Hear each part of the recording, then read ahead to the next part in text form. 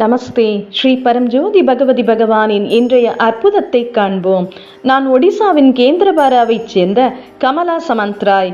ஸ்ரீ பரம்ஜோதி பகவதி பகவானின் எல்லையற்ற அருளால் நிகழ்ந்த ஒரு சக்தி வாய்ந்த அற்புதத்தை நான் பணிவுடன் பகிர்ந்து கொள்கிறேன். ஒரு கோடை மாலையில் நான் வீட்டில் தனியாக இருந்தபோது எங்கள் வீட்டின் பின்னால் திடீரென மின்னல் தாக்கியது. அதைத் தொடர்ந்து காதை பிளக்கும் இடி விழுந்தது. 3 தென்னை மரங்கள் தீப்பிடித்து எரிவதையும் எரியும் துண்டுகள் கடுமையாக கீழே விழுவதையும் நான் கண்டேன்.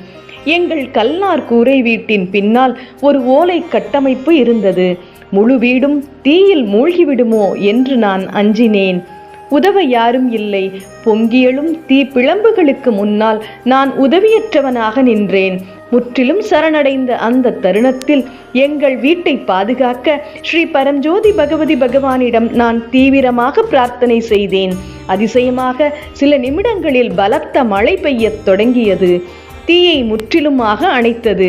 எங்கள் வீடு எந்த சேதமும் இல்லாமல் காப்பாற்றப்பட்டது. ஸ்ரீ பரம்ஜோதி பகவதி பகவானின் அருள் எவ்வளவு எல்லையற்றது மற்றும் கருணை மிக்கது. அவர்கள் சாத்தியமற்றதை சாத்தியமாக்குகிறார்கள். தங்கள் பக்தர்களை தவறாமல் பாதுகாக்கிறார்கள். கோடிக்கணக்கான நன்றி உணர்வுடன் அவர்களின் தெய்வீக தாமரை பாதங்களில் எனது பணிவான பிரணாமங்களை சமர்ப்பிக்கிறேன்.